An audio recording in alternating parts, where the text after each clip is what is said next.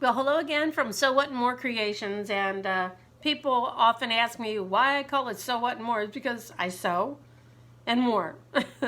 And today I just had the urge to do some beading. So if you guys are interested in beading, this is a good place to come to find out.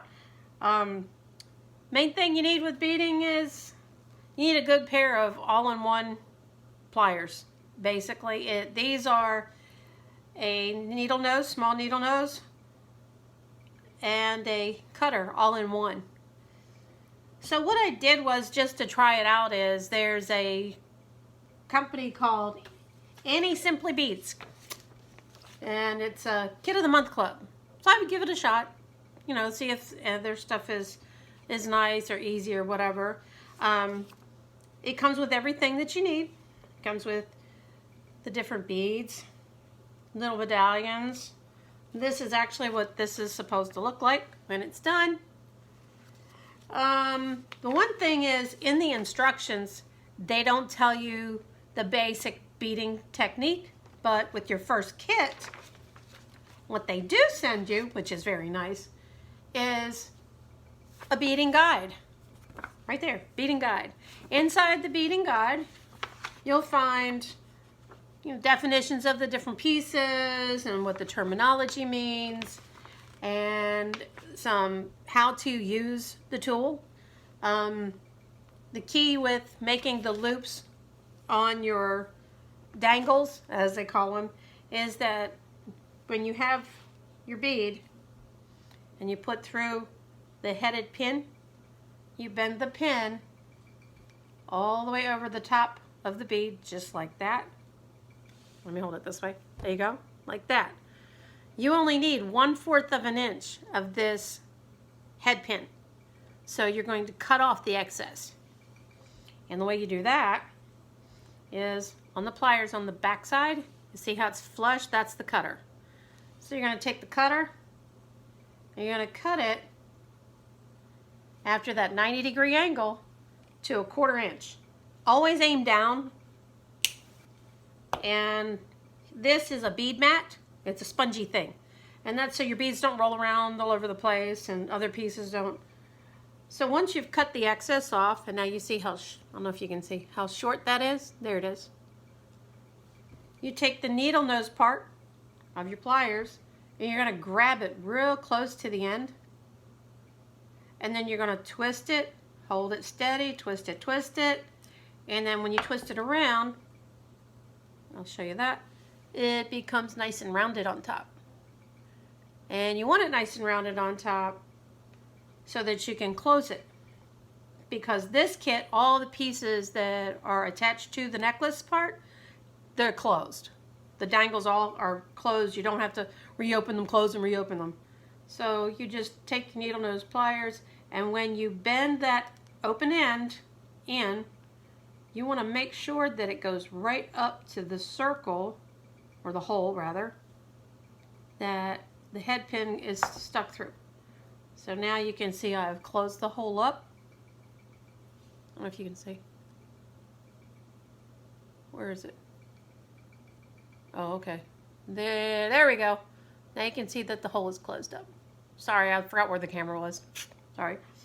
Okay, so you do that with each of the pieces. It tells you to do it with the oval bead.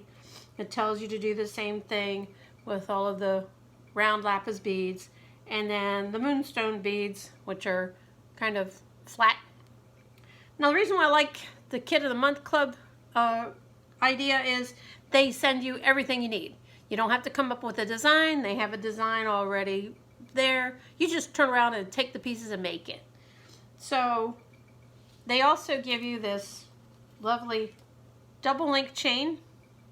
Now the thing with a double link chain is you have to figure out where the center is, because you work from the center out, so you have an evenly balanced necklace. So you just carefully fold it in half, and where it ends up at the bottom, the link, that's your middle. And I've already put a jump ring in there, because in my instructions it says to start with one of these oval pieces, and it's going to go in there. So let me find the opening for that. The tricky thing with double chain necklaces is it's the double chains, because I like to flip-flop around, so when you lay it down to be able to add your dangles to it, you want to make sure that it's not twisted. I'm going to show you the jump ring part here in a minute. So I get this. Where did it go? Okay, get in there.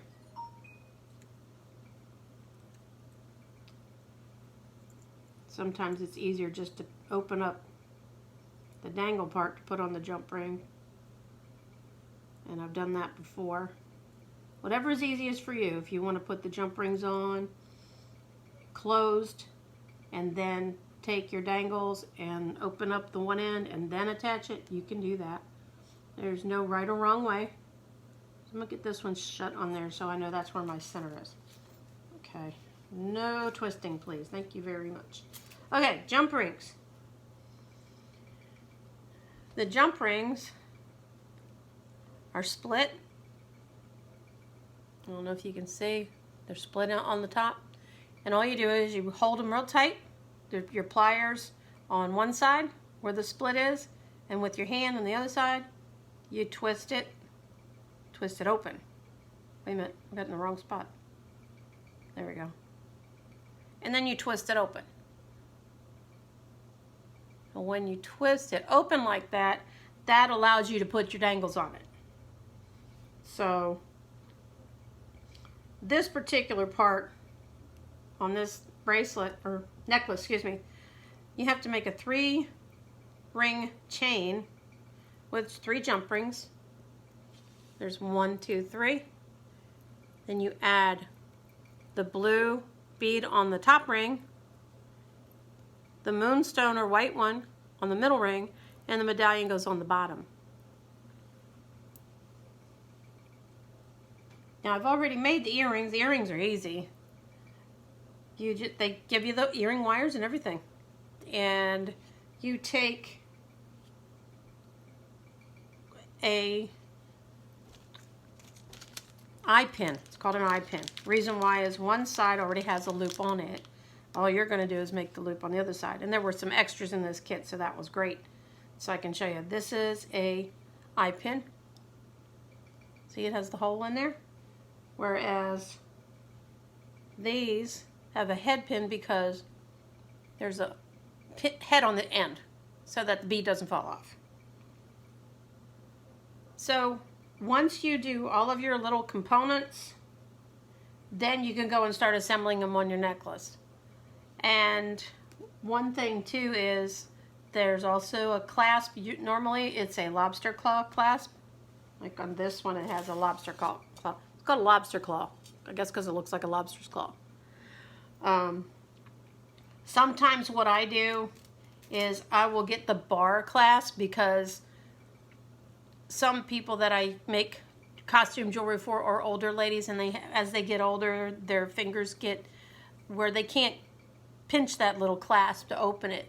So with the bar clasp, you have a ring and you have a bar piece, and all that does, it fits in there and stays snug. And it's easier for older ladies with that. So sometimes I will swap that out. I'll go to the hobby store and get the T-bar clasp, or sometimes I'll order them online. But I'm in the process of putting all the components for this together. I just wanted to give you some basics as far as when you are making your loop for your pieces. You bend it down over the top so you get a nice good 90-degree angle. You're going to cut that off to 1/4 inch. And then you use your pliers, your needle nose part, and you're going to twist it, one twist motion, and then you pinch it to get the end of this metal pin to sit inside the top of the bead. And that's what keeps it from falling off the piece that you're working on. Once I get more of these components done, I will do another video so you can see it actually being put together and how it looks. And so if you're into beading, you know, a Kit of the Month club is a good idea. The kits aren't expensive, and you do get everything you need in them.